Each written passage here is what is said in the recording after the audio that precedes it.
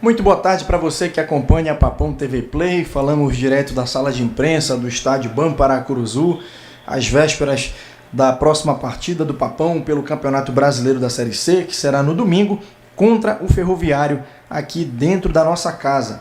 Partida que é válida pela 7ª rodada da competição. E a gente bate um papo agora com o técnico Vinícius Eutrópio, que vai falar sobre a preparação da equipe, os trabalhos dessa semana para essa partida importantíssima aqui em Belém. Professor, boa tarde. A gente começa aqui a coletiva, na verdade, com várias perguntas sobre o mesmo assunto, que é a saída do atacante Nicolas. E eu queria que o senhor falasse de forma geral sobre isso. Começando aqui com a pergunta do Felipe Silva, e quer saber se você vê boas opções no elenco para a vaga deixada pelo Nicolas. O Mataus Pauxis do Torotático pergunta se o Bruno Paulo pode atuar como centroavante, ou se os jogadores dessa função são mesmo o Danley e o Patrick Carvalho. O Ednan Carlos da Rádio Nativa FM lá de Irituia quer saber qual a estratégia para substituir o Nicolas. E o Tilon lembra que o time não joga, o Tilon Maués do Diário do Pará lembra que o time tecnicamente não joga em função de um atleta, e sim a força do conjunto. Mas ele quer saber o quanto que o Paysandu perde em liderança com a saída do Nicolas. Então, esse pacote aí, um resumo sobre o atleta. Em primeiro lugar, sempre mandando nosso grande abraço à Fiel Bicolor. É sempre um prazer falar com vocês. E também, antes de responder todas as perguntas, eu gostaria, não só no meu nome, mas eu tenho certeza que em nome de todos os treinadores que já passaram por aqui, fazer meu agradecimento pessoal e profissional ao Nicolas. É um jogador, profissionalmente dispensa comentários, marcou história aqui, tem seu espaço ocupado dentro de campo e no coração do torcedor. E também na questão pessoal, extra-campo dele, ajuda muito o grupo, nos ajudou uma liderança positiva, e por pouco tempo que eu tive com ele, me relacionei bastante. Então, Nicolas, que seja feliz. Em nome também da torcida e de todos os treinadores que passaram aqui, eu gostaria de agradecer pelo seu profissionalismo e pela pessoa que você é e o que representa e vai representar sempre na história do Paysandu.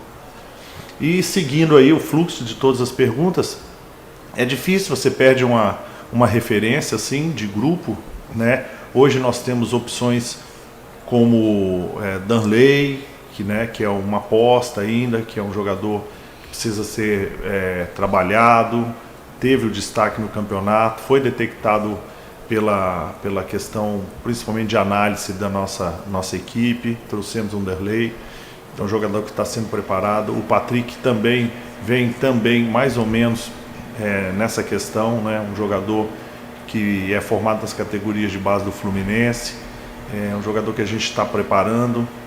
Outro jogador, outra opção que a gente tem aqui é o Bruno Paulo, já jogou inclusive no Brasil de Pelotas 2009, tendo uma boa passagem, 2019, desculpa, pelo Brasil de Pelotas, e no exterior vinha jogando nessa função, também é uma opção. Não está ainda 100% da sua condição, diria que deve estar aí com 50%, se é que a gente pode numerar alguma coisa. O Bruno Paulo hoje deve estar com suas 50% de capacidade física e técnica, E temos outras opções, como também o Robinho, que já jogou por dentro, o Marlon também pode jogar por dentro, mas também não é uma referência. Então nós vamos achar essas soluções para esse primeiro jogo e com certeza sempre atento ao mercado, porque uma boa opção, uma boa busca para que a gente possa também trazer mais um jogador aí para suprir essa saída do Nicolas.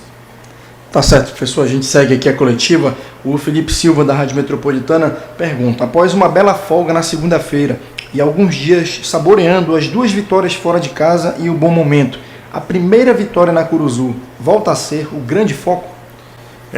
Justamente tivemos vamos dizer assim, um descanso na segunda, Depois de 10 dias longe de casa, dos familiares, tivemos esse descanso na segunda e terça-feira.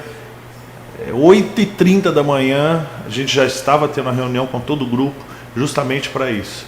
Dar parabéns aos jogadores, mas traçar o foco, traçar a estratégia da semana, traçar o que a gente tem que fazer, qual o nosso trabalho, não perder o embalo e achar uma fórmula. Claro que foram só 2 partidas, uma eu sempre digo que foi fora do padrão, a primeira, do Botafogo, mas a segunda já foi bem melhor, mas para a gente traçar a estratégia e não perder o nosso foco, principalmente aqui em casa, que é o nosso agora grande desafio. Temos 2 partidas e a gente fazendo bem o dever de casa, sabemos que é difícil, sabemos a forma que os adversários vão nos enfrentar aqui, mas nós temos que achar essas soluções para que a gente possa também usar o fator casa de forma positiva. O Ednan Carlos, da Rádio Nativa FM de Irituia, pergunta justamente sobre isso, se contra o Ferroviário a vitória em casa, caso o time consiga esse resultado positivo, se isso consolidaria a boa fase na competição.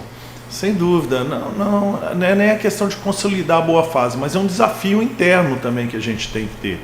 Foram 2 partidas, repito, apenas, porém nós temos que usar o fator casa como um ponto positivo, não pode ser obstáculo para a gente. Então, tudo bem, tivemos a primeira, foi uma surpresa, a segunda melhoramos e a terceira a gente tem que achar a chave. Quando eu digo nós, sou eu da minha parte, são jogadores dentro do campo, fazendo aquela gestão, as movimentações, tendo tranquilidade, sabendo que todos os adversários vêm realmente para buscar um ponto ou para sair e jogar por uma bola. Então nós temos que achar soluções dentro do jogo e dentro do nosso elenco para sair com um resultado positivo e buscar a primeira vitória em casa. Seguindo aqui com as últimas 2 perguntas da coletiva, enviadas pelo Tiloma Oeste, do Diário do Pará, o time vem sentindo dificuldades diante dos adversários que vêm jogar fechados na Curuzu. O trabalho da semana tem sido nesse sentido, professor, de como furar esse bloqueio? Sim, sem dúvida. Normalmente a gente já inicia o trabalho, o primeiro treino já voltado para o jogo de domingo. Tudo é linkado, Até o aquecimento a gente já sabe de forma que o adversário, o que a gente vai fazer, o que não vai fazer, independente de quem seja. E esse agora não é diferente. Desde terça-feira a gente está trabalhando, buscando as soluções, trabalhando muito a fase nossa ofensiva, o último terço do campo, incentivando os jogadores, criando também recursos para que eles possam chegar ao gol do adversário. A semana toda tem batido em cima disso e trabalhado em cima dessa questão. Para a gente finalizar, a torcida sempre pede a presença de um meia de armação, mas a forma do time jogar é de aproveitar a qualidade também dos chamados volantes e da velocidade dos homens de frente? Sim, sem dúvida. A gente tem aqui o privilégio de ter, segundos volantes ou meias, porque eles já jogaram de meia e também já jogaram de segundo volantes. Então a gente fala que passou do meio para frente, nós temos essa qualidade, jogadores com essa qualidade de executar a função de um meia.